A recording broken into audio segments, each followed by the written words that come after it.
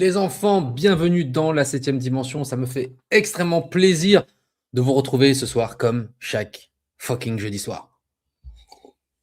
Alors, émission spéciale ce soir, grosse émission spéciale. On reçoit pas un, mais deux guests avec nous ce soir pour le film Dolly.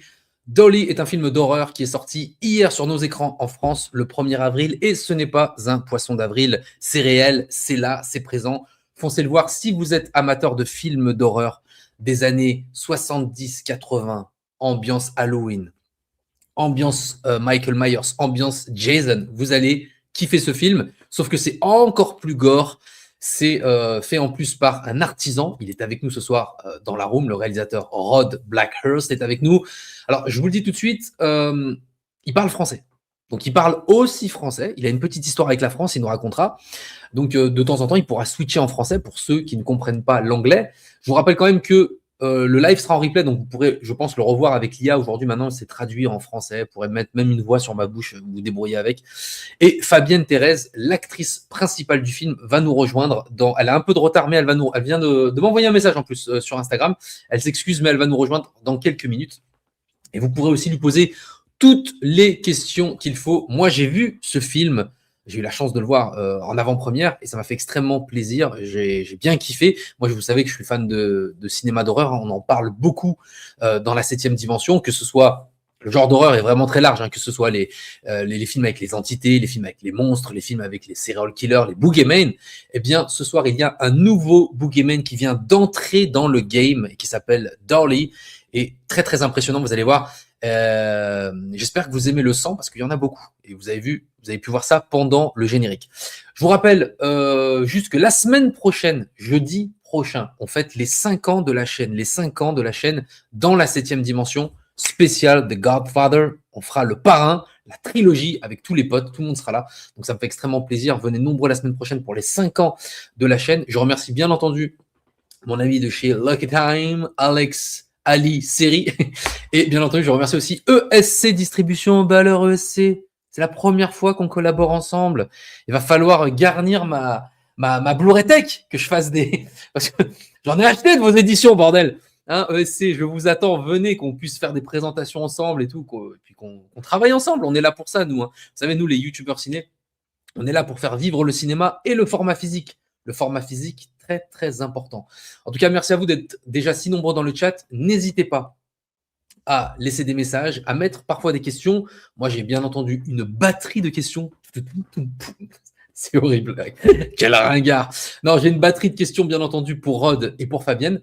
Mais si je vois des questions pertinentes, bien entendu que je les reprendrai dans le live. Soutenez la chaîne. Voilà, là, vous avez pour le coup des guests en live. Soutenez la chaîne, n'oubliez pas de vous abonner, de mettre un pouce et que si le cœur vous en dit de faire des dons pour soutenir la chaîne, ça me fait extrêmement plaisir. Qu'est-ce que je voulais vous dire d'autre? Je crois que c'est tout. On va pas attarder plus que ça. Vous savez qu'il n'y a pas de bonne 7e dimension sans bon générique. Et tout de suite, un générique qui rend hommage à tous les boogeyman, enfin la plupart, les plus iconiques, et bien entendu à Dolly. Générique et on se retrouve tout de suite après avec Rod et Fabienne.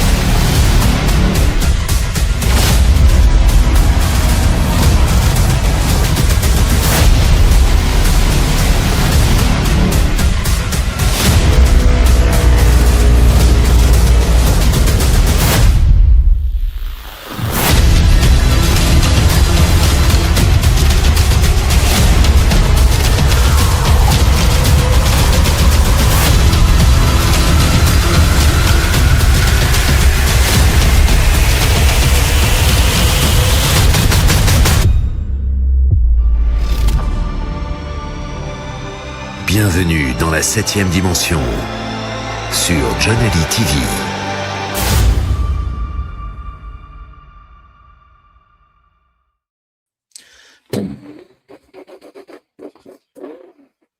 Hey, Rod, how are you, man? I'm well, man. Thank you. That's such a cool intro. Damn, that's very cool. Also, your background looks way cooler than mine. I have a messy office and a closet full of stuff. I'm so sorry, everybody. Oh yeah, no, I love your setup. You know, it's like no, yeah, I love it. It's all natural. You know, maybe Dolly is gonna shows up in the back. You know? Well, there's like I have like a Dolly poster over there. Like, Yeah, dude, I could do better. I'm sorry. Next time I'll do better. No, it's okay. It's all right. Oh, thank you to be here with us. I'm so glad to have you on, Rod. It is so good to have you. And first of all, congratulations on Dolly. Thank you kindly, man. It's so cool. It's so cool to be here. Like I heard you say in the introduction, like, you know, I speak French. I've got some French history. Like, it's also just so damn cool. Like, Dolly's playing theaters everywhere in France right now, right? Like, I think it's in around 60 theaters starting yesterday, maybe, or today. Like, which is yesterday, just cool. Dude, not to hijack this, but when I studied, I lived in France in 2001, and I'll never forget going to see Le Fabuleux Destin d'Amélie Poulain in a theater. Le Fabuleux Destin d'Amélie Poulain en 2001. And it was like, and so it's just cool. Like that, I've never lost track of that moment or that feeling of like, I felt like I found some magic, right? And it was before it came to the States. And it's just so damn cool to know that the movie I made is in movie theaters and that there's like some kid who likes genre movies going to see it right now. And that's the coolest. Yeah, and I can assure you there's a lot out there waiting just because, you know, this genre, the horror genre is like, you know, some kind of lost. And especially, you know, the kind of way you do it, you know, like practical, like raw, you know, and with this like 70s vibes, you know, that we love, 70s, 80s vibes that you put in your movie, and I love it. And if you want to, feel free to talk in English. If you feel free to talk in French, of course, if you want to, because I'll try. Yeah, yeah. There's a lot of hello, Rod. Congrats for Dolly. So we have some messages for you. So that's good. Thank you.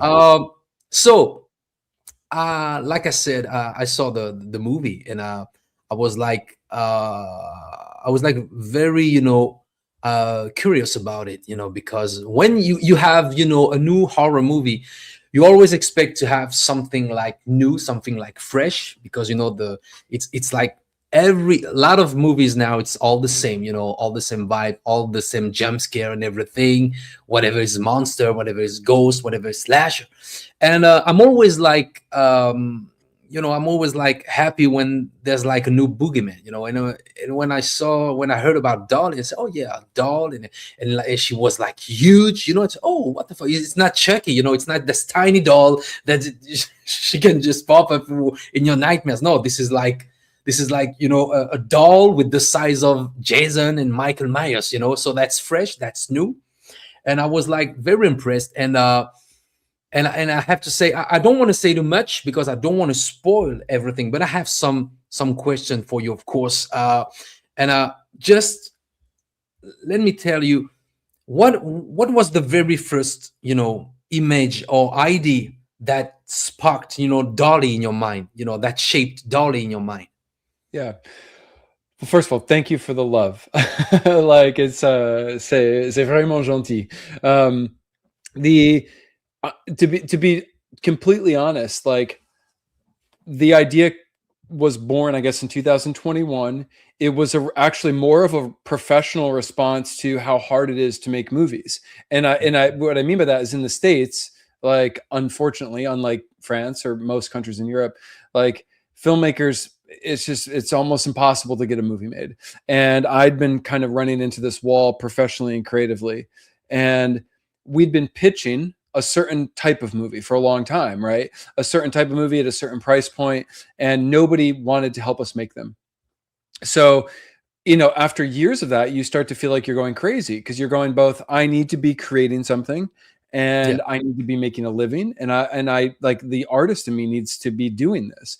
And so, as a response to all of those no's and the litany of rejections, we just said, well, let's let's come up with a film that honors the films that we loved and helped shaped us as filmmakers, as storytellers, as writers.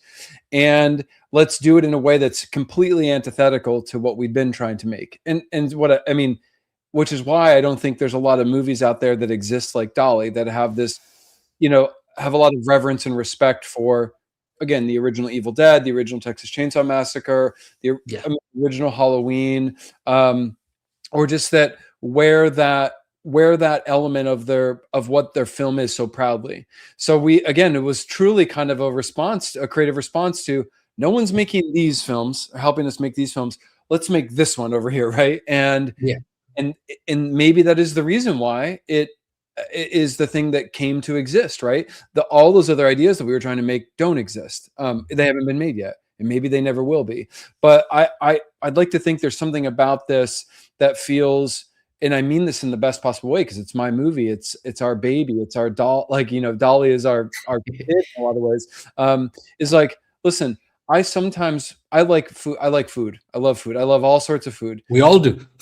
Dude, exactly. And sometimes I want to eat a meal that I love and I crave and is reassuring, right? Like we call it comfort food.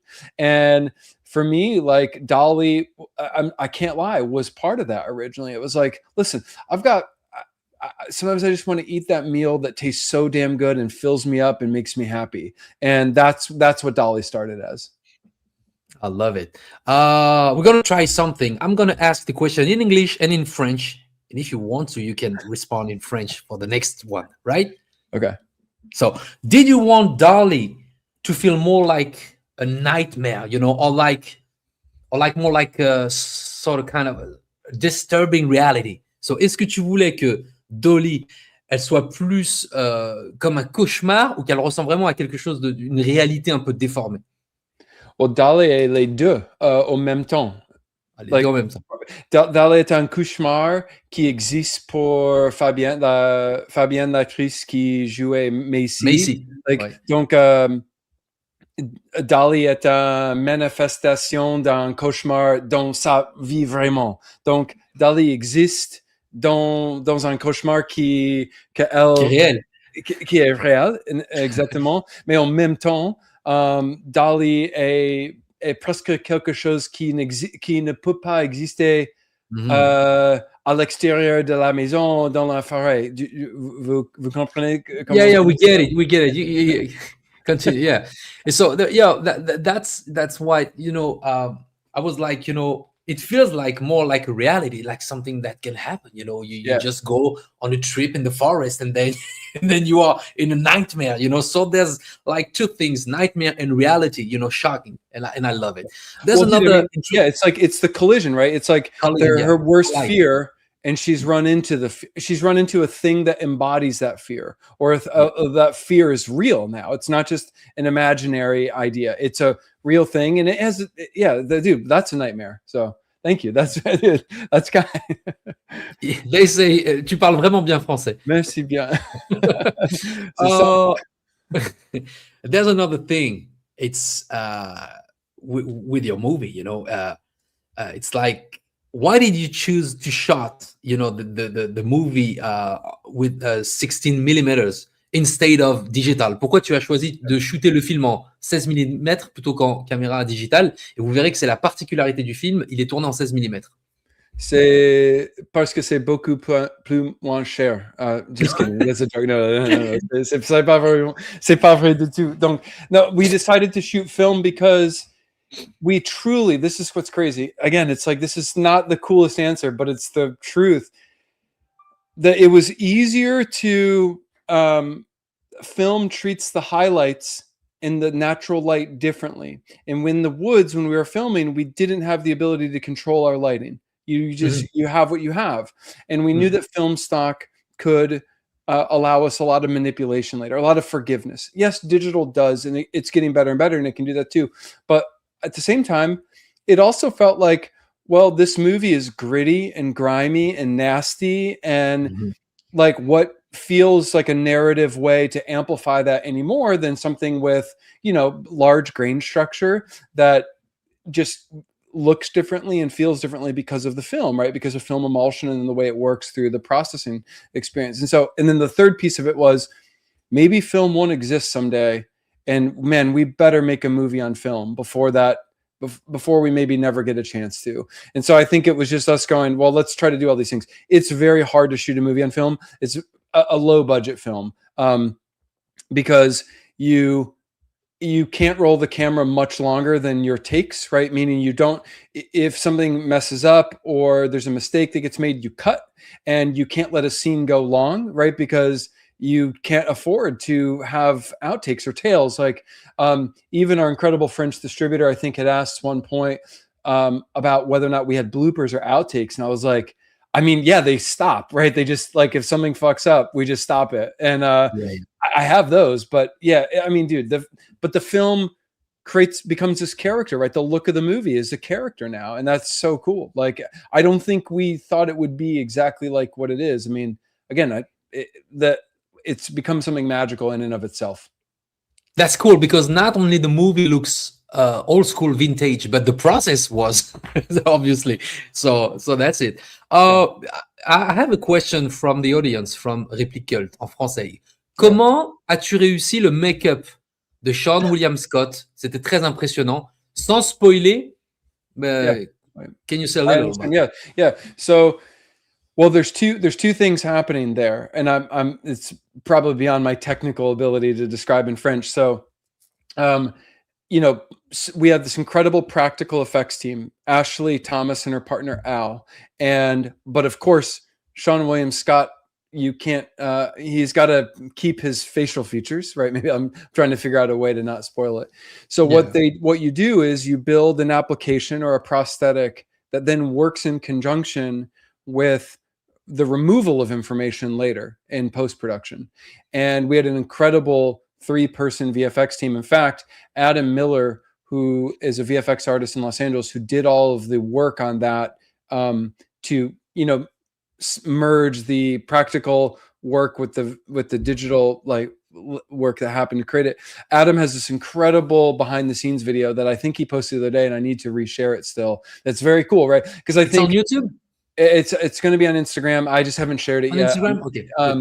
But I'll make sure I share it so people who are curious about it can learn from it. Because I think what the coolest thing about this movie with the practical effects and finding ways to achieve these things are just, I'm just a kid at the end of the day who wanted to make movies and who loved these things, and so started trying to figure out how to do them. And I keep thinking that, like, the more that you can demyth a process and the more you can show people how you had this crazy idea, well, here's the simple way we did it, right? Like, I think all the time in Halloween, like how they smashed the car window and the guy had the wrench taped to his hand. And I know that they've lamented that you can see the wrench taped to his hand when he smashes the glass, but it's like, dude, just do that. I mean, we broke glass in Dolly. We just literally bought a shit car that we wish worked, and Max actually destroyed all the windows. It's like, well, that's the way you do it, So I think that I'll share this video so people can see it, because it's cool. It's very cool. The work is incredible. There's so many collaborators on Dolly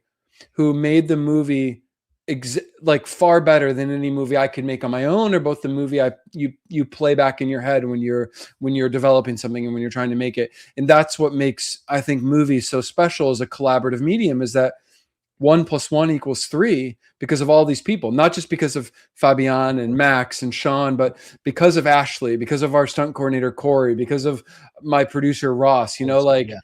Movies become great because everyone is applying like a cumulative hundreds of years of knowledge and experience to this thing, making it better than one person. The final, of course. Yeah, exactly. So that's cool. Dude, and Sean's also the best for having to wear this prosthetic application for a couple days straight. It wasn't it wasn't the easiest to wear.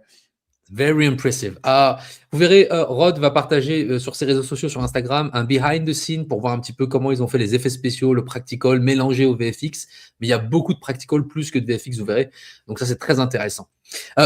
Before I started with another question, I would like to talk about your background as a director, because you are you're familiar with the low budget movie, I know you know the thing, you are you mastered the thing, but you're also the director of a great documentary, Amanda Knox, on Netflix.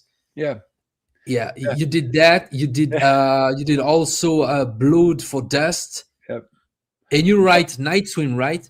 Yeah, my friend Bryce and I, we wrote the story for Night Swim and developed it. It was a short film I'd made years ago, right? And then Bryce directed the feature adaptation of it. Yeah, yeah. I mean, dude, you're like, yeah. So I'll let you ask your question, or if like, it's a strange resume, right? It's a strange portfolio. Yeah, that's it. Because I was like, okay, he was on Netflix with a huge, with this huge affair. Amanda Knox is like very famous, around the world. Yeah. And I say, did Netflix, propose you, offer you a horror movie? Not, I think, not on the style that you had, right? Maybe it's that. No, I mean the short answer is no, right? Like, no, they didn't. But the long answer is that as a filmmaker, I find myself just making the things that I can make. And I said that a minute ago with like, talking about no one wanted to buy these ideas. So we said, well, we'll create this idea. I think that like, I'm many different things. Like, I like many different things. I can't do everything. And I know what I can and can't do, but I love story too. And I specifically love stories about real people finding themselves in fantastic situations that are seemingly impossible to navigate, like situations that feel like nightmares, right? And I think that in a lot of ways, Amanda Knox and what happened to her was her own personal nightmare, right? It was Alice in Wonderland, but not in a fairy tale, right? You have a normal person falling through the looking glass of something and ending up in a world that's upside down and doesn't make sense. And I genuinely and generally like that as a way to tell stories, because it feels what real life is to me, right? Like, I might not ever be in Amanda's situation or in Macy's situation or in Scoot McNairy's situation in Blood for Dust, the lead actor in Blood for Dust. But I think those situations are therefore relatable, right? They're relatable to people because you can't imagine yourself being abducted by a life-size doll that wants to raise you as a child. You can't imagine what it would be like to be in a horrific nightmare scenario. And so sometimes that takes on the form of a documentary. But that was a documentary that I started on my own with another friend, and it took a long time. And eventually we shared it with Netflix. Everybody else said no. I'd never made a documentary. How did they know I could? And I was like, yeah, but I'm showing you I can. Here's the material. Here's the interviews I'm doing. And slowly but surely it finds a way. What I will say is this, Night Swim is a good example. Night Swim took 10 years until it became a Blumhouse film. We shot the proof of concept in 2014. And really it was just a jump scare, like having fun. It was a couple of kids in Los Angeles trying to figure out how to make something and trying ideas out. And, again, you're trying to make your way. So you write ideas, you come up with ideas, and you just go, hopefully I'll find the right collaborators. And in a lot of cases, it's the right money, right? A lot of the right resources to make something. I don't think any of us want to be stuck making independent film forever. It's really hard, but without institutional support and a lot of money, you make the things you can make. And in this, I think Dolly is a testament to that, actually. Like, is going, man, make a movie with your friends, take all that you've learned and apply it to this, and then grow it. And because I can't count on Steven Spielberg calling me, right, and asking me to, or not Steven, but like pick a big J.J. Abrams is a big producer, or who knows if your phone's ever going to ring. But I still need to make something. I still need to like create, and so I'll make anything I can. Sometimes it's a documentary, sometimes it's a horror film. I'll do it all, and unless I can't, and then I'll tell you I can't. It's really good to hear that, because we need to hear things like that. The industry is not one way, and like you said, you cannot just like buy what buy or waiting for Netflix to buy what you want. You have to create it and to make it anyway, and that's good, and it's like, there's another Art Lecloun with Terrifier. They did that. Now you do that with Dolly. It's good for tu vois, enfin de nouveaux monstres du cinéma d'horreur. Finally, we have new, fresh boogeyman in the cinema, and that's good. That's good. And, and the audience, the audience can see that, they are not, They're smart with that. I mean, we know when we have a good things, to fresh things to see, right? Yeah. Well, dude, I have so much respect for what the Terrifier franchise. I don't know any of them. But as an outsider looking at it, I do know, and what I can read about it is that the man who created Art the Clown and the Terrifier franchise was delivering flowers, I think, in New Jersey, and he wrote this script, right? Because he had to make a script, he had to make a movie, right? He had this love, this knowledge. He was like, how can I apply this to something?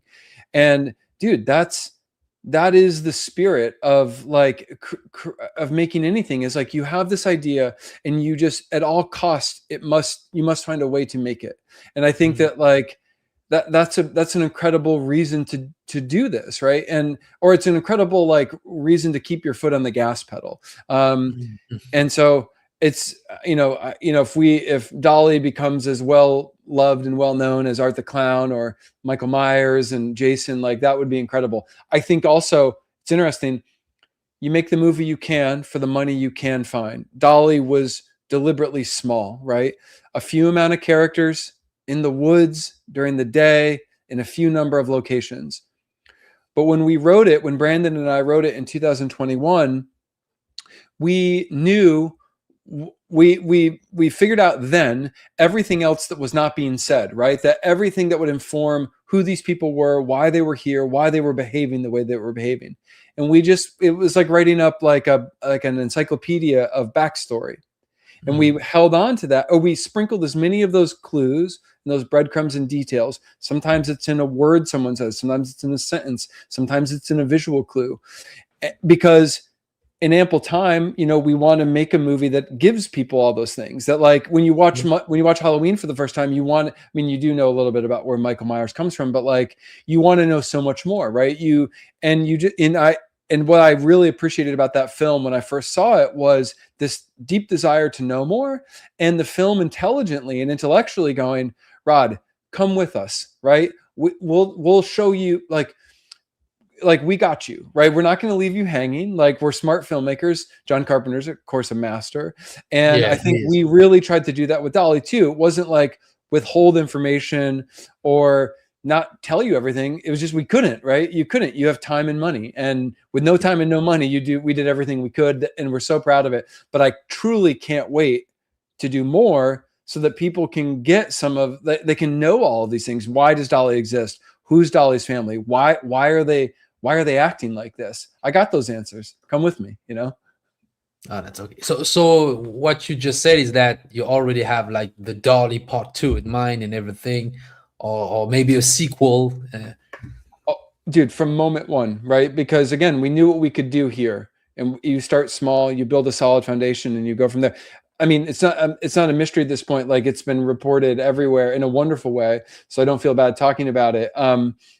But even the end of Dolly, in the post credits of Dolly, end credits, I don't want to say too much about it. Yeah. But it's like, but again, it's like, here's why. It's like, also like, why not, dude? There are no rules, right? If you follow the rules, you might be. Why not? Why not, dude? Right? Yeah. Like, why not try? Right? Like, what? Exactly. Dude, the worst that can happen is someone will say no. They already find a reason to say no. Or like that someone will laugh. Like, they already laugh. You know what, dude? I don't care anymore. I'm 45. I have 2 kids. Like, man, I just got to make my way. I want to make things with my friends. I love this genre. I love this character. I love this world. I want to do it time and time again. Well, I'm going to do it with Dolly. Because I can.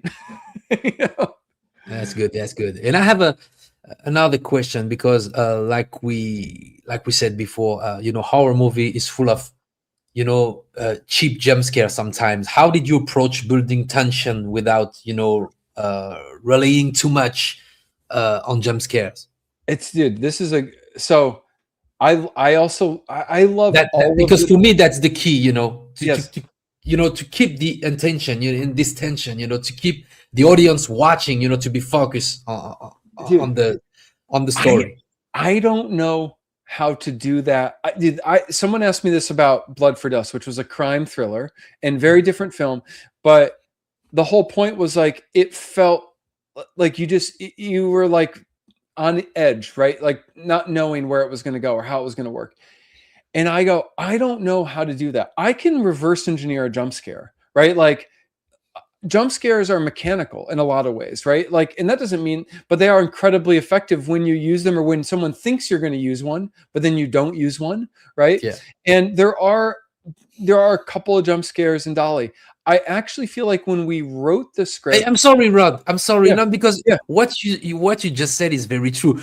Something they think they're gonna use one and they're not, but we know that they're not gonna use one, and now the audience is used to it, right? You know what I mean? So yes. So it's like the language of film. I mean, it's filmmaking language, but it's also horror filmmaking language. It's like there's all these things that exist, or we could do things that way, right? And I actually think that Dolly as a script had far more jump scares, but everything I've ever made, when you start making it, it kind of reveals itself to you what it's going to be, right? And what I mean, and my job, I think, as a director, is to see that and help it be that, to not try to make it something else.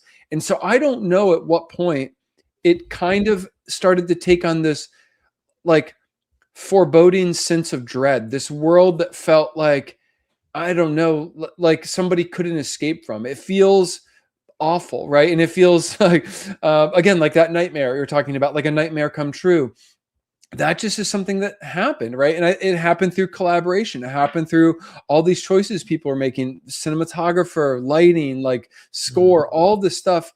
And then my job is to embrace that, right? Because again, on the page, I think, and we'll put the original script out someday so people can see.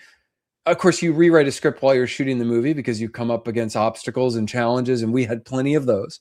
But at some point, we will put out the script for what we first started with, because I bet 25-30% of it is different for real reasons. You lose a location, it rains, traffic, whatever the reason is, and so you adapt.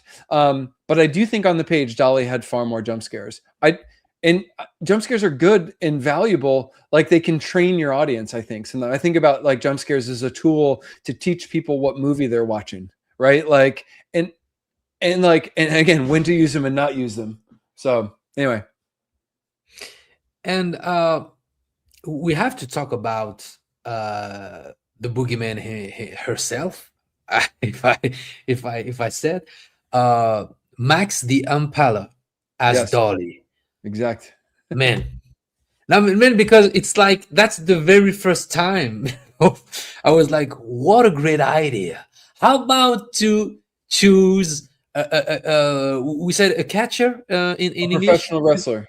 Professional wrestler, a wrestler, I'm sorry, a wrestler, a woman wrestler, a female wrestler as the boogeyman, as the, because she's huge, she's like a monster. And I was impressed about the way she played Dolly, because she had something like, how many say that, a sweetness, in her, the way she moved, and the way she not talk, but the way, she communicate with her victims, and sometimes the way she like running to the next, the next one, and I was like impressed. Tell us, who is Max the Impaler? Yeah. So, and also like, it's interesting. I have to like, speak on behalf of Max, who obviously can't be here. Max is also non-binary. They are they, right? Like, and that's because Max and and Max has run into this because when Max started wrestling, they had a certain image, right? And as Max, as we all grow up, we realize these things about ourselves. Like, I'm not going to like mansplain it, but Max, is no longer those images, and Max laments sometimes that those images endure, right? And again, it's the internet; things live forever. But I have to like stick up for Max, and I know you're not like I'm only just explaining it because not a lot of people know. But Max is an incredible wrestler who my producing partner Ross O'Connor saw Max's image as a wrestler. Like Max the Impaler is a character, right? Max the Impaler is their wrestling character, but they look different in the real world, right? And Ross found this flyer of Max at a like a warehouse or studio space here in Nashville, and said, holy shit, like, look at this person, right? Like, it's an incredibly captivating image. And we knew that we needed somebody who could perform without words, right? Who could tell a story through physicality and motion and body control. We had thought briefly, maybe a choreographer, maybe a Cirque du Soleil performer, maybe a dancer, maybe an athlete, right? There were all these different people that told stories without words that we thought could work. And then we saw this image, and that was it, dude.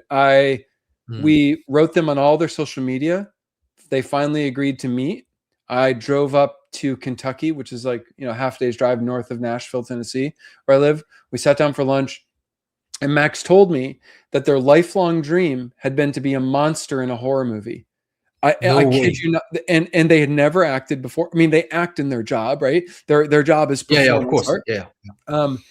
But it literally knocked me out of my seat, and I mean that truly, because I could tell instantly that, like, this was something Max had also thought might not ever happen, and they eventually said that, right?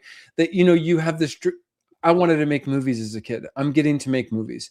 I would like to make a movie that has, the Universal logo. And I actually want to make a movie that premieres at the Cannes Film Festival. Like, that's actually my dream. And I can feel myself getting closer and closer, but Max didn't know if that would ever happen. And here I was, just a stranger going, I want you to be in this movie. I think you'd be perfect. And it was the special ingredient. Yeah. Like, because Dolly is incredible because of Max, not because of the things I asked Max to do. It was because Max brought their own lived experience to somebody who'd grown up in a unique situation, and maybe a situation that had some similarities to the backstory of this family. Like, Max knew these things. Max had this feeling of wanting to this like emotion beneath the surface that became palpable in Dolly because of who Max was and what they brought to it. I'm not an actor. I can't do that. I can't act with that. I'm just using too many words to talk about this. Like, Max does it all with no words, like they are incredible, and they are the reason why Max is amazing. I was like, incredible. Wow, dude. I know it will never happen, but I said a couple weeks ago, I was like, why can't, a Kane Hodder, a Robert Englund, why can't one of these performers have been nominated for an Oscar? Maybe it was generational. Then I was like, but maybe someday soon somebody will go, look at the work that somebody like Max the Impaler did and recognize it, right? Because it is a gift. I mean, and I know people do motion capture, and actors are being, like my partner Noah's father is in the Avatar movies, or my producing partner Noah, and like his dad is Stephen Lang, and they do a lot of motion capture. That's all real, right? They're really acting. And it's like, and I think once people realize the way that those films work, they go, holy shit, that's actually a performance, right? Yes, there's been a digital layer, and I'm being very reductive here based on what I know about it, applied to it, but like, that is real artistry beneath the surface. And with Max, you have real artistry beneath a mask, and you can't see Dolly's facial expressions, but you feel for her. You feel her emotions. You feel when she's angry, mad, sad, like nervous. You feel it, dude. That's insane. That's insane. And then you're right, because they're all icons, whatever it's Ghostface, whatever it's Jason, Michael, Freddy, Leatherface, they're all icons. Exactly. Yeah. Good. We have a final girl in the room. So let me introduce to you. She's there. Fabianne, she's there. But she's not her fault. That's Alex's fault. Alex is in the room too. Ladies and gentlemen, please welcome the one and only, the new modern final girl, FABIANNE Therese.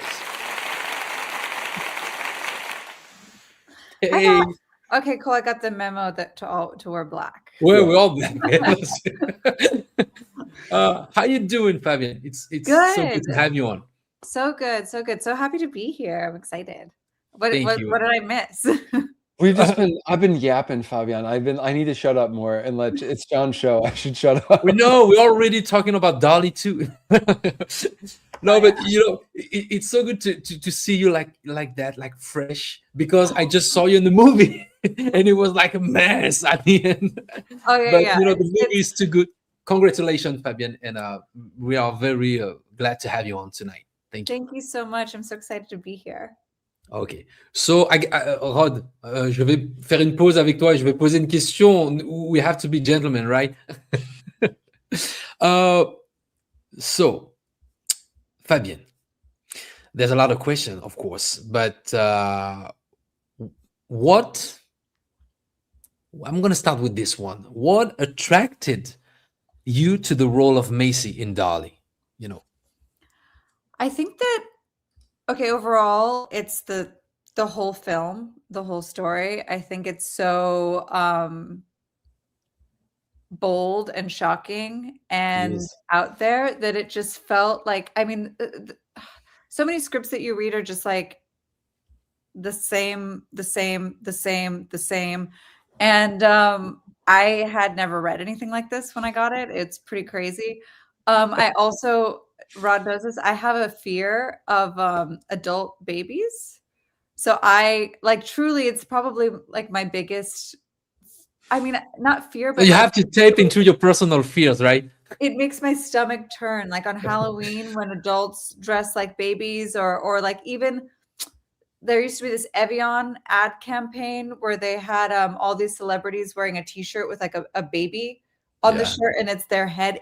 There's something about it gives me the heebie-jeebies. So like I was just like, oh, this is like actually a version of my biggest fear, which would be kind of cool to hit head on. And then with Macy specifically, I just liked that she doesn't give up, that she's like incredibly resourceful, that she uses her intellect, that she has empathy, she has it's not just like good and bad. There's this range of like, you know, it starts off with her coming from a place that is like not that celebrated in our modern society in terms of her relationship with like motherhood. She has a more contrary view, and she goes through just such a range of likable and unlikable qualities that I felt were very human and would be fun to act, and we're not just like the basic you know, victim of a horror film. And she's brave. She's brave.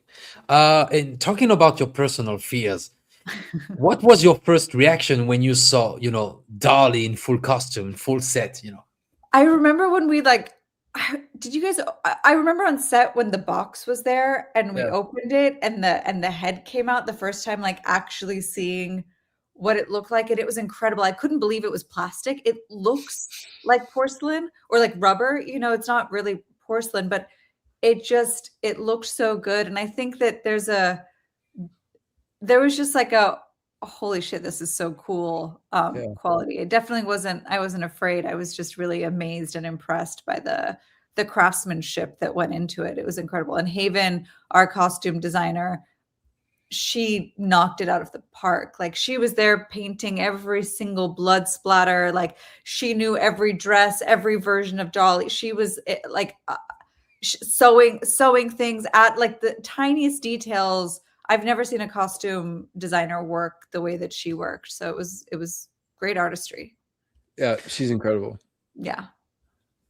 And this is not your first time in a horror movie. Like it was like 10 years ago, I guess, like the 666 Road Southbound was a horror movie sketch and was amazing. And it's not like kind of, you know, a cult, you know, around this B movie, and it's very amazing.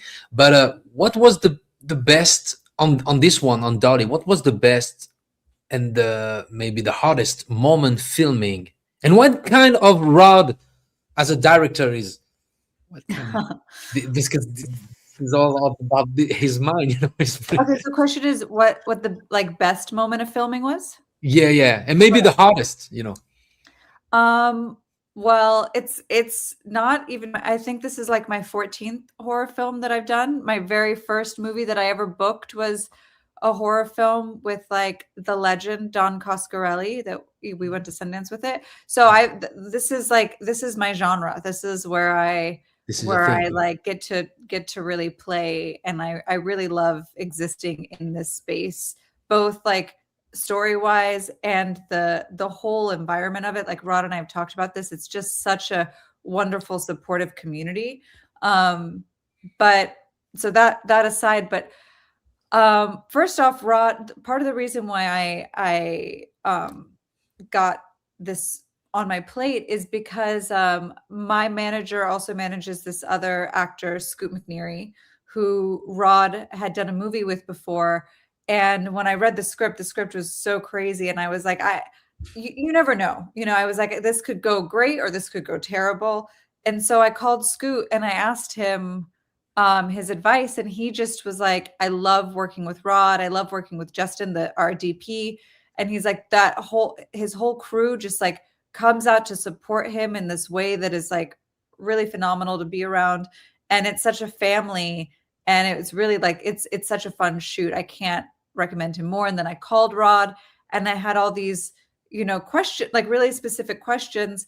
And he just was so caring. Like maybe it's the dad in him. I don't know, but he really worked through every possible fear of mine and yeah, figured out a solution, made me feel comfortable, made it so that it was like, I felt like it was going to be safe on set. And then on set, it was great. Rod's an amazing director. I would work with you again in a heartbeat. Likewise. And we will. Yes. And I mean, yeah, but on set, like I have to say, you know what?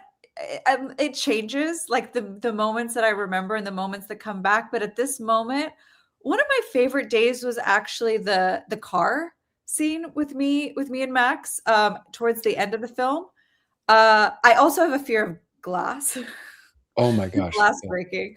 But it was so funny. Like at that moment, I don't know, are we giving things away or not? Like sometimes. No, it's okay. It's okay. Okay, there's a scene with the head and yeah. And it was maybe we give things away right now. Yeah. You know, I don't know, Rod. You're the boss. Well, it's your show, dude. It's your show. I mean, we can spoil we can spoil a thing. Yeah. I'll try to like not give too much away, but it was really fun. And seeing Max work, Max like really went to town on that car, and all of us were filming it on our cameras and seeing Max in their element. And it was just so nice to be out of the thick of the woods and to be out of this like haunted ass perfume factory that we had been shooting in. And we're just like in the fresh air shooting these scenes. And it felt like, it was towards the end of our production. And I don't know if it was the same day, but it's when I get to drive the car. That was so much fun. Dude. Oh my gosh. Yeah, I think it's like also like that's the moment where like Macy really gets her fight in her. Like she's done. Like she is absolutely not messing around anymore. And it was really fun to have that like fuel and to play with that. Oh my gosh, the real glass though. Yeah, because it's real. Well, one of our executive producers is also a really big first AD. Like he first AD Nacho Libre, I think, and has done a bunch of other movies. And so like our first AD was amazing, but he also was just like full dad zone, made sure that everything was super safe. Every single shard of glass was picked up. It was like, there were a lot of dads on set. It was a lot of like carrying dad energy. This is true. Zay, Bryce, Noah. So you were in good hands, right? Like, yeah. Yeah. Oh, and, man. So now I know what scares you in real life, Fabienne. It's like dolls with, creepy faces or tiny dolls with face of real humans. I know. But Rod, what scares you in real life? The things that real people do. Prosecutors that put people in jail because they believe that the devil is inside of that person. Like that scares me, right? Like, or strangely, like parts of Smile really scare me. Like, I mean, I have this genuine fear of looking out of my house at night and there's just someone standing in the middle of the road 100 feet away just looking at me and I can't see their facial features. And when I step outside of the house, they just walk away and I can't ever get to them and understand what's going on. And then the next night they're back. I don't want that shit in my life. Like No. I don't that's and also being alone in the woods and coming across something that shouldn't be there. It could be anything. It could be a shoe. It could be.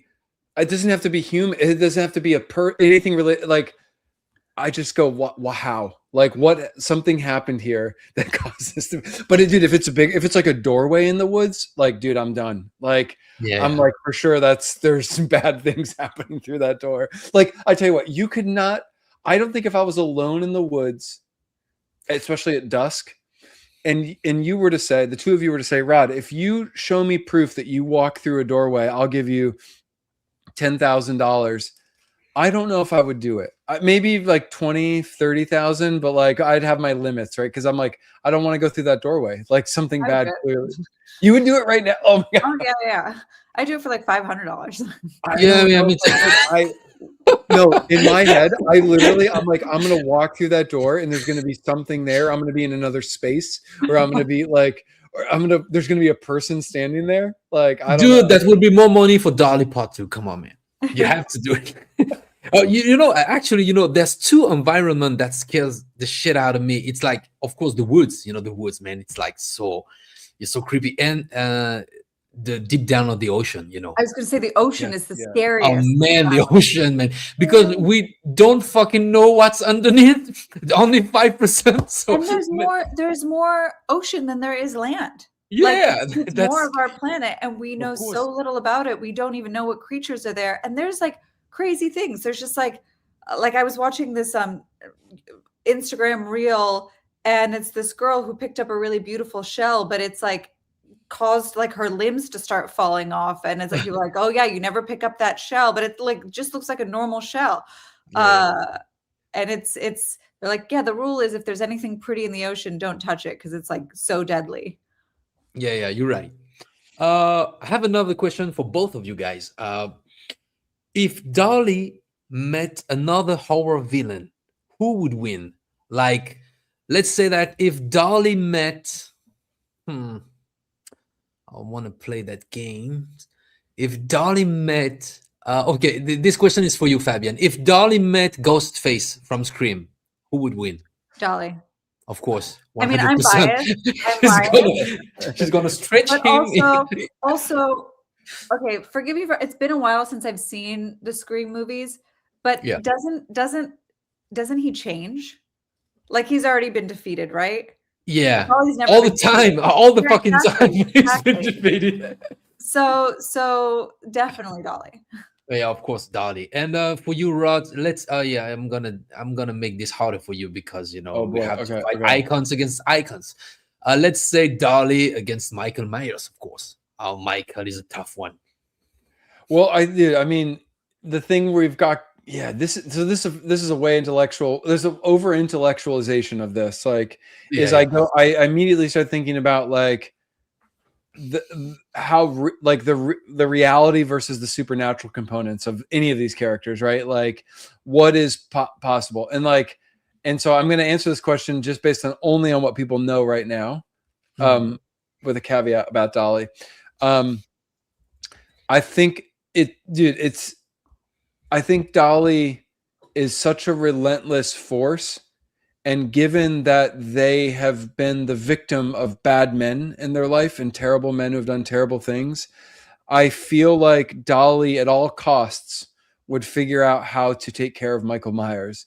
At the same time, Michael Myers is a supernatural entity that can, transcend death, right? Or it's seeming, or death, some form very adjacent to death. That would be a problem. But I feel like that would be a problem for anybody. But I do feel like Dolly would figure out a way, because of Dolly's, how they've been conditioned and how they've been raised. Doesn't mean it's a good way that they've been raised or conditioned, but just based on who they come from and why they are who they are, that they would find a way. And I'm not just saying that about our movie because it's our movie. But I do think Dolly, I guess Michael Myers is relentless though too. He's been around in many movies. That's a good matchup, right? I tell you what, now this is where I start to doubt my answer. I still think Dolly. I love Dolly. I have a lot of empathy towards Dolly, right? Like, and it comes from something, I heard long ago. And we even have a friend who's actually an EP on Dolly, who's working on a project that's around this idea that hurt people, right? And I think if you've been born into, or you were raised in a situation where, you were a victim, it is like, I want to take care of those people, right? Because they didn't get a choice in that. They didn't get a say in that. That was something that happened to them. And so I want to carry those people, right? I want to like take care of them. So I think that so that's why I have this love for Dolly and always will. Yeah. We'll go with Dolly. I have to thank Hannah. Merci à toi. Good evening, all three of you. I saw the movie yesterday and I loved it. Yeah. Hannah is a fan of movies and everything. She has a Facebook page, and her Facebook page is called "To Save the Cinema and the physical industry, Blu-ray and everything, DVDs." Yeah. So let's go, Hannah. We're all with you. I tell you what, again, you in Europe are so lucky. You in France are so lucky because you have a culture that loves the cinema, and it blows my mind. My wife's family is from Normandy, right? And they, she has these relatives that are, one blue collar worker his whole life. This man, and he's one of the most intelligent people I've ever met because his work doesn't define him, and he travels around the world. He goes to theater. He's a voracious reader. He goes to watch any movie, right? He just loves movies. And I go, man, that's why the culture and the arts endure in a country like France, and it doesn't happen that way here. So the French already are protecting cinema more than they are in the States. So thank you. Yeah, we tried. The idea of like auteurship comes from France, which is like one of my favorite film facts. Is that back in the day when the studio system was all like, you would get the studio would own everybody, and they would assign a director to a project. Yeah. With the writer, with the cast, nobody had any creative say, and they would make those movies. And then during the Second World War, movies stopped coming to France for a period of time from the US. Yeah. And after the Second World War, they just got all of these movies that had been out for years. And I think it was in Cachet du Cinéma, they started writing about how even though it wasn't like Hitchcock's own script, he had these elements no matter what he did that were so obviously Hitchcock, and that there were certain directors that no matter what they made, they still put their stamp on it. And the idea of like auteurship and of like having a style, regardless of how much choice you have, actually study came from France, which is, I would love collecting the old Cachet du Cinéma magazines. I have a little collection of them. Les Cahiers du Cinéma. I think it is. Yeah, Les Cahiers du Cinéma. Sorry. Yeah. The French, Fabienne, you've seen that cool, even the French poster. It's like an alternate one sheet, right? It's like the vintage one. I asked for a copy of it. It's I have the file. All of the art. I'll send you the file. The one you put in your story, right? Yeah. It's my favorite by far. And the big film heads that followed me, they all commented on it. They're like, "Oh, this is a really good poster." Yeah, it is. Our French distributor has been incredible, and we are I don't know if I'm supposed to say this, but they have they want an incredible physical release, a really bespoke packaging with cool features and all this other extra stuff, and that's just the coolest, right? Because physical media here is going away, but I think, or it has, waned, but people have started realizing it's the only way to have something that endures, right? Is to own it, right? Own it that way. And that's on streaming for everything, because that company could go under, or they could just decide not to have it anymore. Yep. Yeah, I collect a lot of physical, movies, and I it's like a lot of part of my money goes every month in a. Yeah, it's like I'm like a lover, and I'm like a lover, but we have a tradition here in France for the generation that I am. I'm born in I'm 43, 44 this year. I'm born in 82, right? 1982, and we have French posters for each of American movies, you know, and we have our own French posters. And when we buy like a physical movie, we love to have what we called the la jaquette originale, you know, the original poster, but the French one, because it's like when we were babies in the 80s and 90s, you know, that was something we loved, you know. And when I buy like a movie, I love to have. Let me show you. Let me show you. Let me show you something, guys. Yeah, I think Europe in general just does the images better. Even books, like when I order books online, I'll usually get a vintage copy or like a used copy that has a cover from somewhere else because I like aesthetics. And it's just like the American one feels like it's written for like a person who doesn't know, or like the image is for someone who doesn't know how to read. Yes. But you might be, I mean, I feel like unfortunately that's like content, right? They're making movies now for people that don't know how to watch movies. Yeah, that's it. But I don't know if these are the last one I just bought. But like, let me say, you know, the franchise Die Hard, right? Die Hard 1, Die Hard 2, and Die Hard 2, Die Harder in US. It's called here in France 58 minutes pour vivre. 58 minutes to live. Yeah, and this is the original poster for Die Hard 2. Oh my God, amazing. Yeah, and that's the one we had, you know, on poster in the 80s, where actually he was released in 90s. And so that's the original poster. And when I want to have this movie, I want to buy this movie, I make sure to have this original, you know, photos, because it's like, you know, in your heart, in your memories, that's like a souvenir, right? Like same thing for, you know, like movies like this, you know, of course, RoboCop 1, RoboCop 2, you know.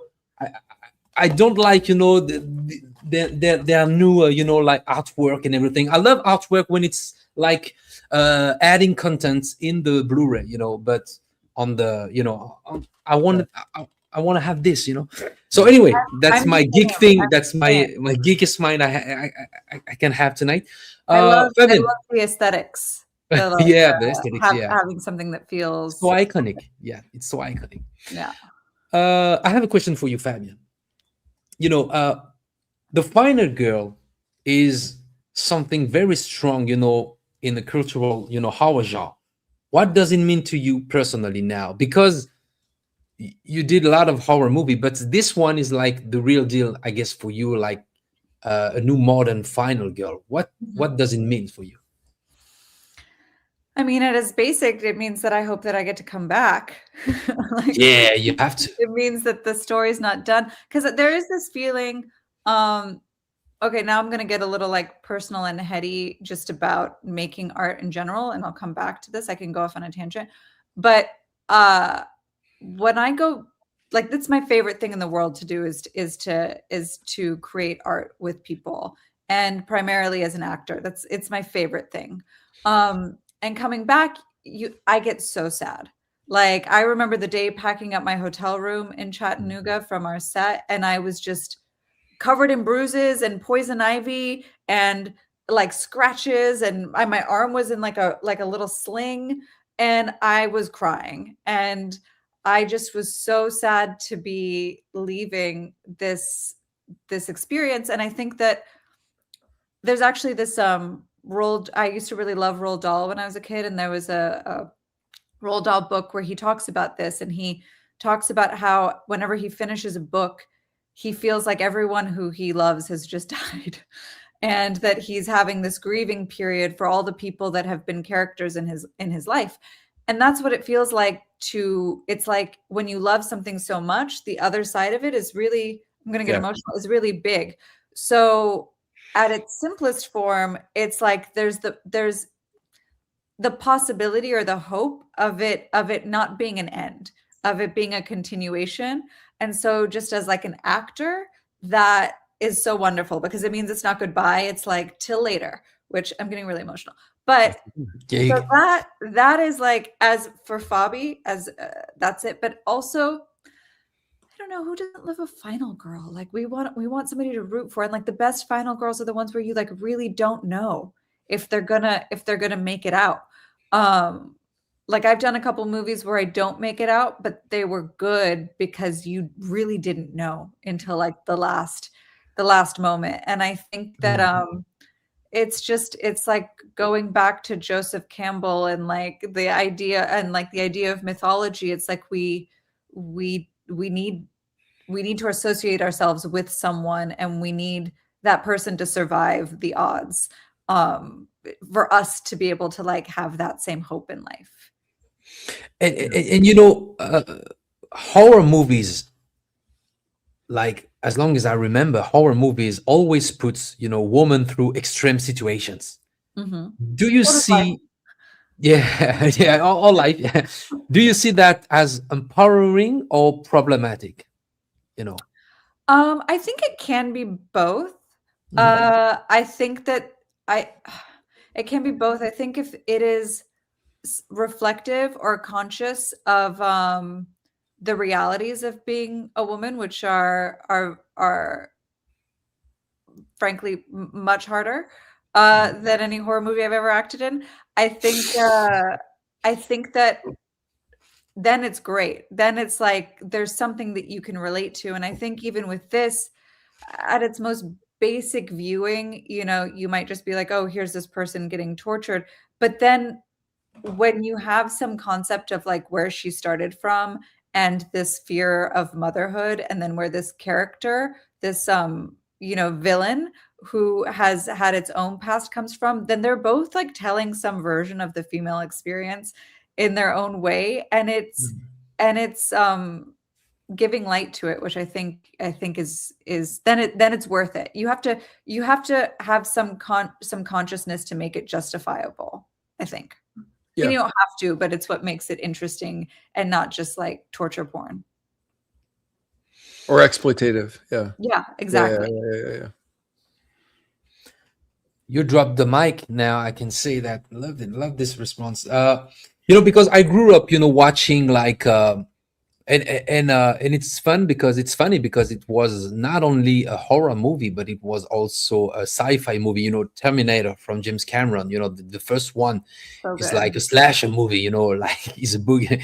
The Schwarzenegger is a boogeyman in it, and you know, Sarah Connor is such like she's like, well, yeah, she's badass, but she's also, you know, the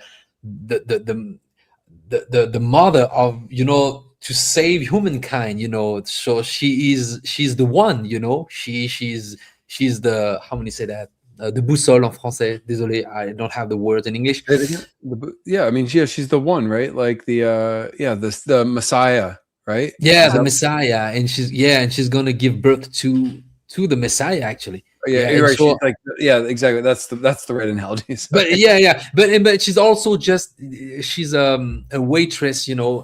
That's the job, you know, and she just gonna be this warrior in life, and I think that as a kid from the 80s, I grew up this kind of model about, you know, woman in a horror or sci-fi movie, you know. And of course we have Ellen Ripley, and of course we have a lot of badass women in a lot of action movie. Of course there's also the guys, you know, in the 80s, but women had an important place, you know, at least in my heart, and that's why yeah, I'm sorry, Fabian, you want to say something? No, I didn't mean to interrupt. I just had a thought.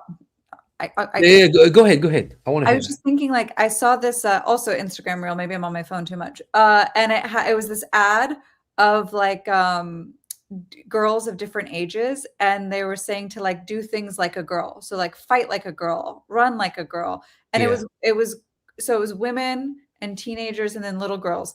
And it was really profound because, you know, when they were fighting, they're like, and when they were running, they're just like pretend running and like falling. And but when it got down to the youngest girls, they were like giving it their all. When they were fighting, they were like really fighting. And when they were running, they're running with all of their might. And there's this point that, like, being a woman, you're told that you're weaker or you can't do things as well or whatever. And I just, in my head, was like, if you replaced girl with final girl, and there was some concept of that, then it would go back to that, like, oh, you're gonna do everything to the best of your ability. So that's just another thought on the final girl thing. It's like it kind of rewrites this idea of even what it is to be a girl, which I think is great. Yeah, it is. It is. Yeah. I have another. I don't know. We have like 1 hour. You have to go, guys. Or I don't know because we have a. I might need to go. Well, here's what I have a crazy idea, Fabian. Could you like?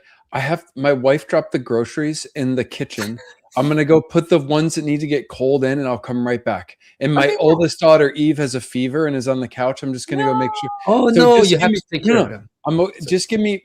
I'm gonna go as quick as I can and put these away. But I will be. I'm gonna mute the mic, but I will be right back because this is great. And before you got on, maybe you were on. No, you.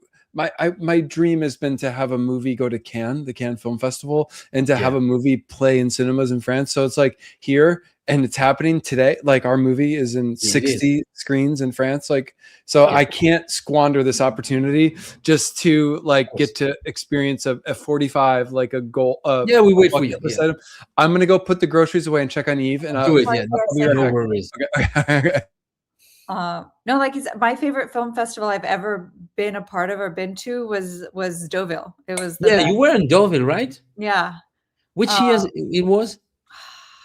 It might have been I like can't 10 years remember. ago. I think it was maybe 2017, I think. 2017. Yeah. It was the most fun and the best experience I've ever had at any film festival by far. Yeah. Deauville Festival is amazing. Yeah, it is. And you made never did Cannes Festival, right? I haven't done Cannes. I've been in France when the festival was happening, and so I've like gone to some of the things. And I had a short film that got put in one of the short sections, but it wasn't in the like official thing, so I didn't end up going for it.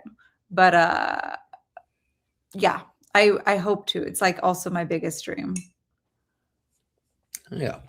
So we were talking about the Final Girls. I want to talk about a little more about it. If you have to choose Final Girls like Laurie Strode, I don't know, Sydney Prescott, you know, from Scream. Sigourney Weaver and Alien. Yeah. Yeah. Which is your favorite? Yeah, she's that's my favorite. She's such a badass. Ellen Ripley? Yes. Yeah, she is. Yeah. She's amazing. Like honestly, I think about her a lot when I'm auditioning for any character that has to have that kind of grit. Like I know it's cheesy and I use my own stuff, but often I'll go watch clips of her and it really is inspirational to me.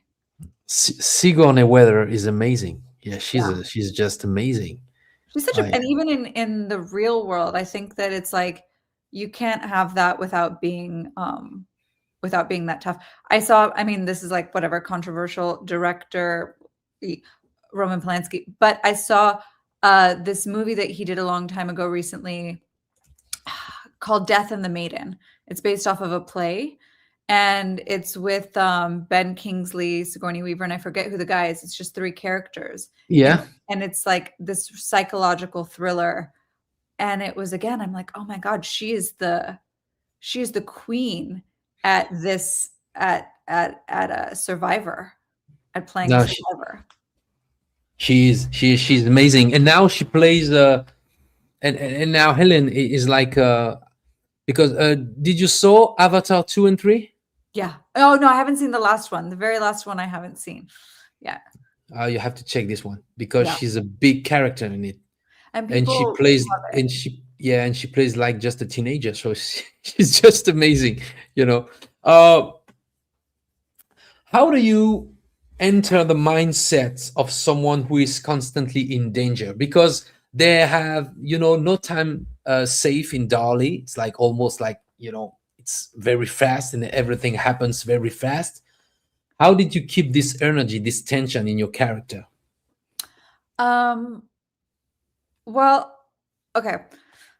I come from doing theater, and like to do a play, like a full play, you have usually at least 1 month, but usually 3 or more of rehearsals. And then you go up and you're going from like the beginning of a story to the end of a story all in one go, without stopping, it takes so much energy. Sometimes you're doing it 2 times a day. You have a matinee performance, you have an evening performance. And if you're playing someone, like say you're doing Streetcar Named Desire, you're playing Blanche, like to go through that kind of emotional turmoil is so hard. So I think because I come from that kind of background, and I've talked about this before with Rob, but it gives me some kind of like that's how I approach a script or a character, is the same way that I approach when I do theater. And so I try to really like print out the script and sit with the character and like map out her arc as if I had to do it all in one day. And I don't know, just being prepared, knowing if I have a scene. Also, we're shooting on film, so it's like you have this crazy scene and then cut, and then they're changing the lights, and you have an hour, and you're just like eating M&Ms and walking and like showing each other videos, and then you have to get back in and be at that headspace.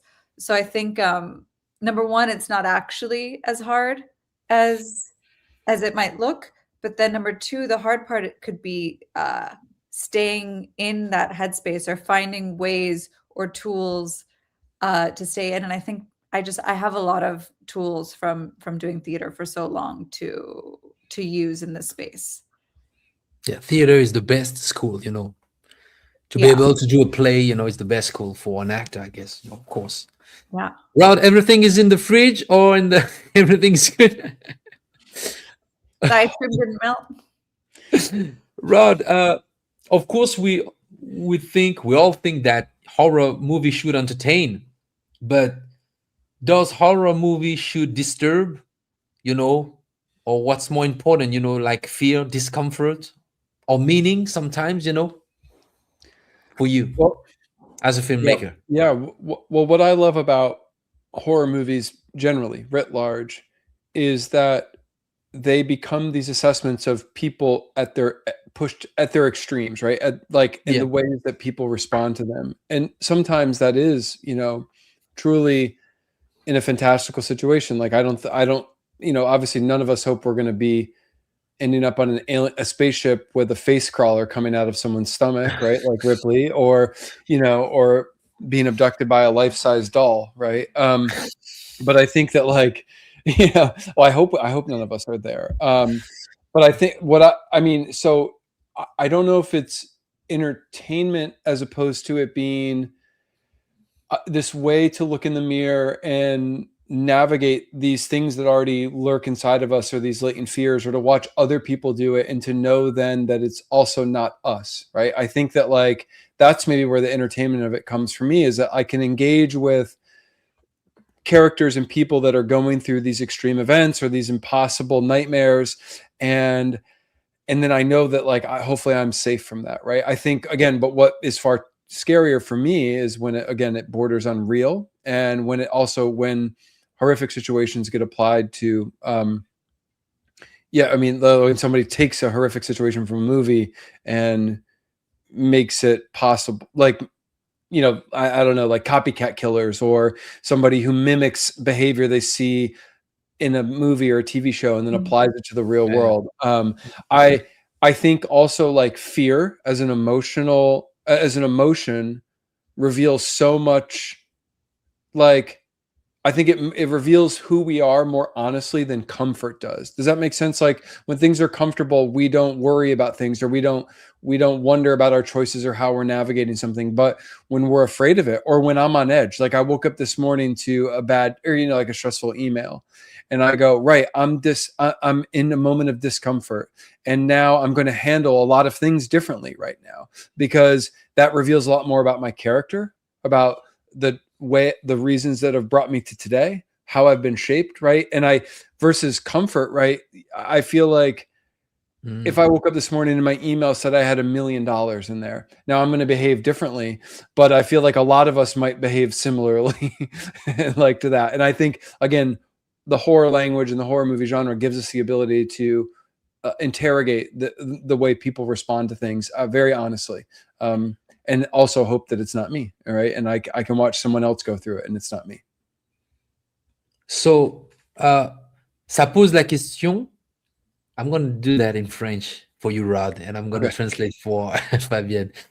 Ça pose la question de jusqu'où tu étais prêt à aller en termes de violence. Et est-ce que tu as hésité à un moment donné ou pensé, tu t'es dit, ça peut être trop? Ouais. How far you were willing to go in terms of violence, and did you ever hesitate or think this might be, too much, right? Yeah, it's a great question. It's probably the main question I wish people would ask in horror movies generally is like, is it gratuitous? Is it grotesque for the sake of those things, right? Like, and what I hope Dolly does really well is that violence or brutality or whatever that is a response, is a narrative response or a character-driven response to something that is happening or somebody that's happening, right? There's a collision of people, events, mindsets, and that the violence is a hyper realized reaction to that. But again, our violence in our movie comes from somebody who was, again, I don't want to spoil it too much. There's a reason why Dolly is the way that they are, and the reason why Dolly responds the way that they do to things. And as you watch the movie unfold, Dolly's dynamic or Dolly's relationship to things change once different characters enter their lives, right?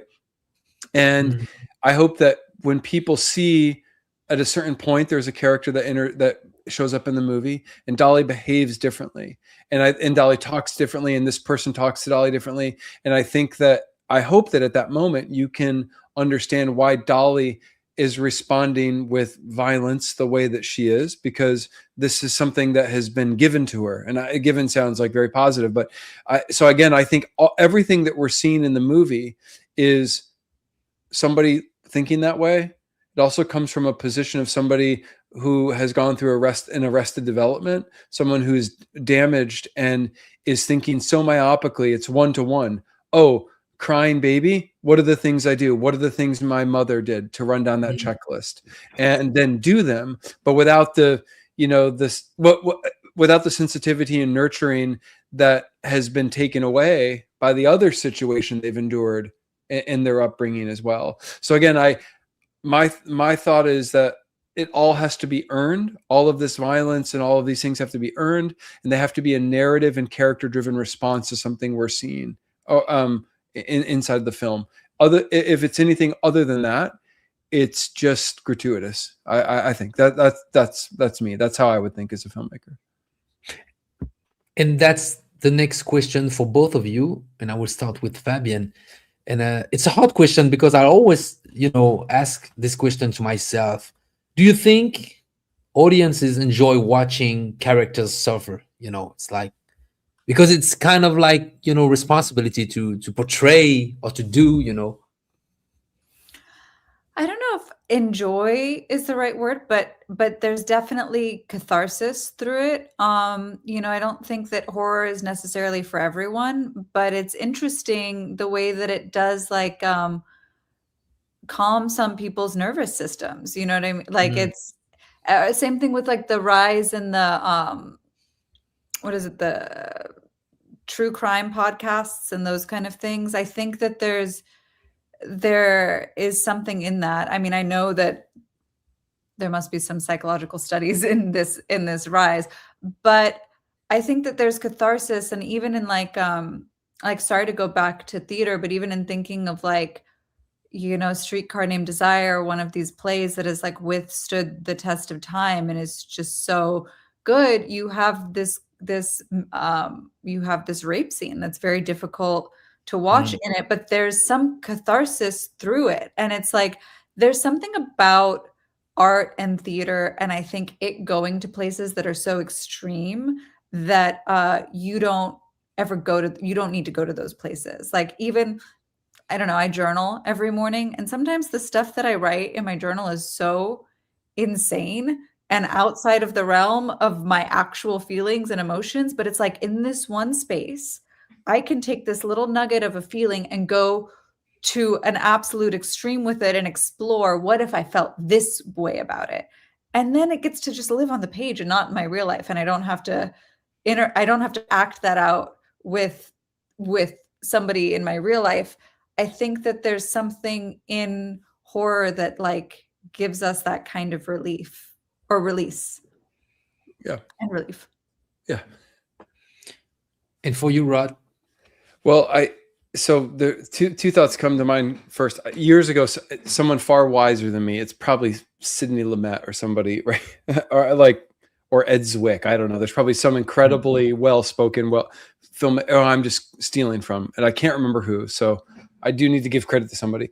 But it's like, you know, if you care about your characters and you make them go to hell, maybe make them come back, right? Like if you can put them through hell, like, and you're not putting them through hell because you don't care about them, but because they represent people, you know, or ideas that you know, and you're trying to see them endure and survive, right? At least that's for me. So I don't think it's like, I never approach anything and go, well, I'm going to subject this character to the worst possible things merely for that, right? Like they're narratively, again, motivated. At the same time, I have heard something said about like how delightful it is to watch terrible people go down in a movie, right? Oh, and yeah. I go, and I think that, like, you know, it's funny, I'm sitting here going, well, am I guilty of this then too? I don't seek those movies out. But there is also a movie that exists between these two extremes. And I can't think of a horror movie right now off the top of my head, because it's getting late in the day and I've been yapping a long time.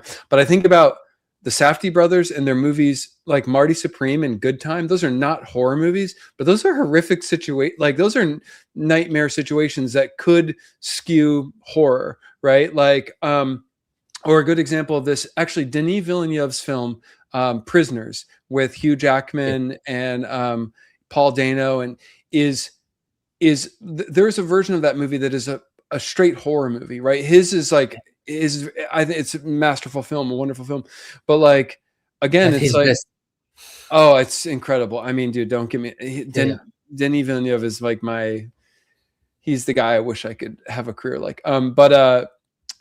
Right, it's like, you know, again, it's, you know, those are horrific situations that you know, those are just relatable, real situations where the people are enduring the thing and hopefully getting out on the other side of it. And again, like Marty and Marty Supreme, but Marty's a mess up too, you know, like, so, spoiler alerts, but I don't know. I'm not trying to subject anybody to torture. I'm not making Human Centipede or Saw, you know, like that. I feel like go ahead, Fabi. No, finish. I was just, those movies, like, to me, I feel like the protagonist exists sometimes to just like as a toy or a tool for the big bad in some of those movies, right? And I go, I'm not interested in that. Like, I'm not like, that's not my thing. But some people like that. And I also am a firm believer, like, man, movies are wonderful because there are different things for everybody, and we don't all have to like the same things. I'm just not going to make those movies, and I'm not. My brain just doesn't think that way, or doesn't work that way. I'm not going to create, again, Saw or Hostel, right? Hostel or Human Centipede. Like, that's just not my thing. Or, you know, or a Serbian project, the Serbian project. Like, I'm just not that. Like, I'm not. That's not me. But I know that people revere that film, right? You know, a certain sector of the horror community reveres that film. So, well, some people like to be like pushed to their edge, but I was thinking it's interesting. I don't like those kind of movies either. Like, if there's like really no hope, but then there's like some directors who walk that fine line that I will still watch, but like Michael Haneke, you know what I mean? Like Funny Games is yes. You know what I mean? Like, I had seen the first one, and then I was like, why am I watching a shot for shot remake of the same movie where I know what happens and I don't want to watch it? But then I'm like, but it's, you know, these Naomi Watts and Michael Pitt, Brady Corbett, and Michael Pitt. And I was like, okay, I'm going to see what their human, like, they're such human actors, like what happens to them in these circumstances. But I don't know what that is, because I don't like it either. I don't like it when there's no way out and there's no hope. And it's just like, you've entered into the worst unfortunate situation that you could possibly be in, and that's your fate. Like, I hate that. Oh, But yes. some directors can do it in this way where I don't know, they get a weird pass. Because he's an artist. I think Haneke is an artist through and through, right? Like, but dude, I think Fabian, you just said something that like nihilism, right? I can't watch something that feels nihilistic, right? Like outward, like. But I think you're like the artistry or those performances are incredible, right? Like I was also interested in how does an artist it's truly a shot for shot remake. It's incredible. It's insane. And I'm going, I want to watch that to see the way that functions, right? There's like, there's a real artist, right? That's like, I don't know. There's this like punk rock performative art to it that he's doing. And I'm like, I'm all in on that, right? I'll watch that. So, and talking about remake, Rob looks so nice. If you had to make a remake of the movie of his choice, what would it be? Oh, that is a hard question. Well, I tell you what, I don't know. I don't know if I would remake anything. Did you know that Heat was a remake, by the way, real quickly, Fabian? The Michael Mann film with that Al Pacino, Robert De Niro, Natalie Portman, Ashley. And I've seen the acting from the first one. It's so terrible, and they're remaking it again now. I had no idea. I'm rewatching Heat right now, and someone told me this yesterday, and I was like, I had no idea that it was like. Have you seen the original one? No, because no offense to those actors, but it is so crazy to see the performances next to each other and see what it was and then what it became. That's one of those rare circumstances where I think the remake was like, thank God somebody redid that story. I am going to go watch it, like, but I did not know that. But I'm thinking of remakes. I don't know if I want to remake anybody's film. I think what I would try. Sorry, this is not true. Oh my gosh, I have two answers. Sorry, John, this is way nerdy.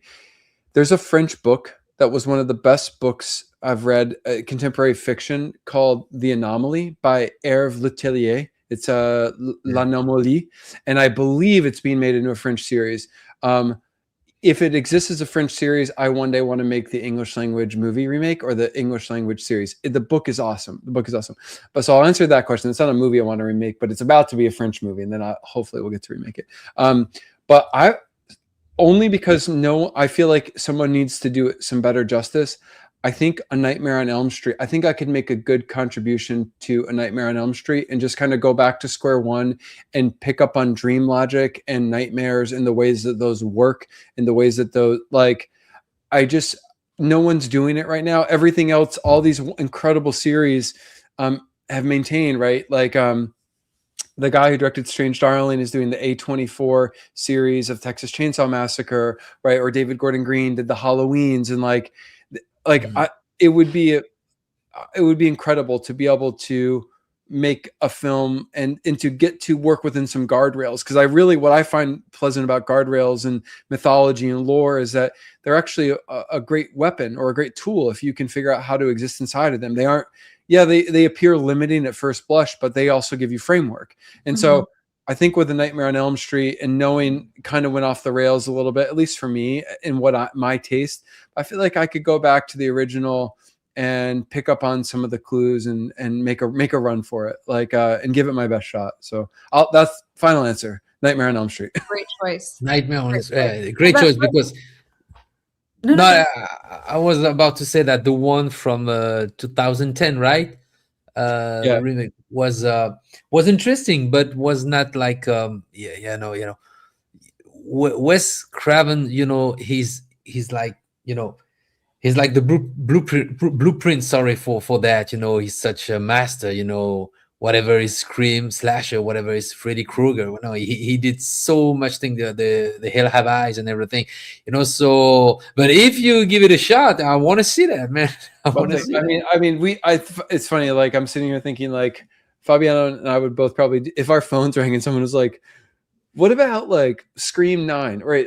Which Scream is out now? Scream 8 is out now, right? It's like, Scream 7. Scream 7. 7. I'm tired, clearly. We'll take that job. Yeah. We'll do that job. Or like, I did see an email the other day. Someone was asking me, hey, Rod, would you ever be interested in coming up with an idea for Leprechaun? Right? And I was like, what? And I was, And I was like, well, yeah, who would? I was like, yeah, but everyone's gonna say they have an idea, right? You know, Was I just, what I love is that like the love for these movies goes on, and people, and what I love about horror fans too, is that they're willing to forgive and give something a chance again and again. And I really like, and because I feel like that as a person, I also want to be regarded like that as a person, right? Like, yeah, you might falter, you might make a misstep in your life, but give me another chance. And I think that horror fans are so loving, and I felt the love for Dolly, you know, just immediately people go, oh, you're part of the family. Come on in. And I see that run the gamut across every horror movie that's out there. Right. And that's why I include, you know, something that's not my cup of tea, like a Serbian Project or the Human Centipede. Oh yeah.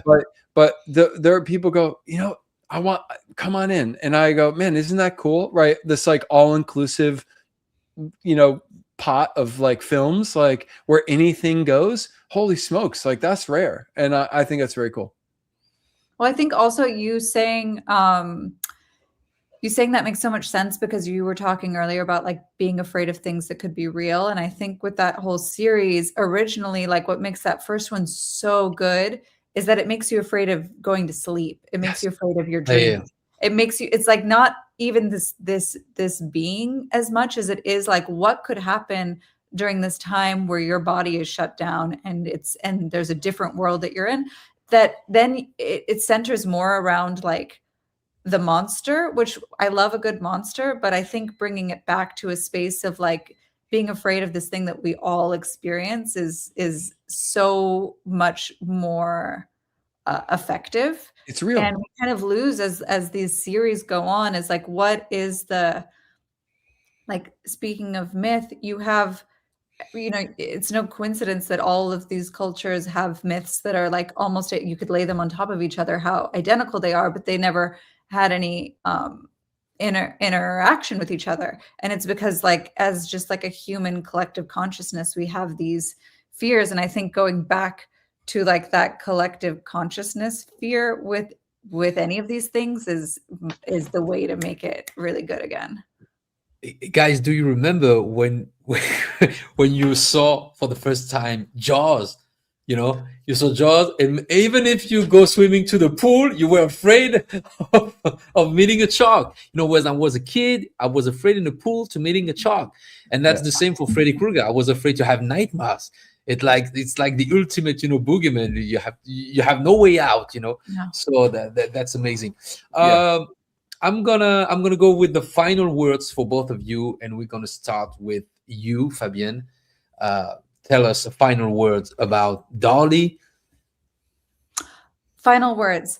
Well, it's a pretty sick and twisted ride, but I think that it is worth the price of admission. And if you have a chance, especially, you know, it's out right now in France, go see it in a cinema, because it's such a different experience. I've sat through like, I think 5 screenings now, and everyone has been different. It's like the closest to live to doing live theater. Like your audience is such a part of it, and you don't get to have that experience at home. I mean, watch it at home, but like watch it in a theater if you can watch it in a theater, and like have a collective laugh and fear and go through the series of emotions with people. Amazing. Rod, your turn. Does it have to be about Dolly? It has to, but you can add what you want. No, go. Like Fabienne said it better than me. I mean, it's funny. Like making movies. Well, Fabienne was talking about this earlier. You know, as an actor, her relationship to work as an actor is, you know, it's something you might not ever see again, right? It like you this thing shows up in your life. You meet a bunch of different people and you go create this thing. You are explorers, right? You head out into the great unknown, and you hope that you come back with something, that you survive it, you grow stronger, you learn something about yourself, and you come back and you have proof of it, right? Like, we fucking did it, right? We have this thing, right? And and making movies and is like that too, and on top of that, it's like, you know, you make these movies, you kill yourself to create them, and like having a kid at a certain point, you know, a kid decides they're going to leave the house, right? They're going to go off to college, they're going to grow up, they're going to make their own choices, they're going to engage with the world, and you don't know how that's going to go, right? And I've thought long and hard about this, just my relationship with my parents and the choices I make, and the, you know, the good choices, the bad choices, like how my relationship with my parents and like what maintains or what I lament doesn't exist in there anymore. And I think about that too, relative to the creative process and to making Dolly. And Dolly was an attempt to make sure that we could make a kid, or in this case, a movie, that is somebody that would always come home and see us, that would always call at the holidays, right? That I could get to know forever, right? And that is a film and a group of people and an idea and a character and, you know, this collection of ideas and themes that we can work with for the rest of our lives. And so I hope that as people watch Dolly, they like it. And if they do like it, of course, I hope they say something nice and they tell a friend. If you don't like it, that's okay too. Maybe we can learn from that, and it's okay to tell us. Like, not everything is for everybody. So as you go watch Dolly this weekend in theaters, right, because you will get a different cinematic experience, please report back and please stick with us so that we can have this family forever. And I know it sounds probably hokey or cheesy, but that's just me, and that's really why we made Dolly in the first place. And you know, we're just at the beginning now. I hope Dolly doesn't forget to come home.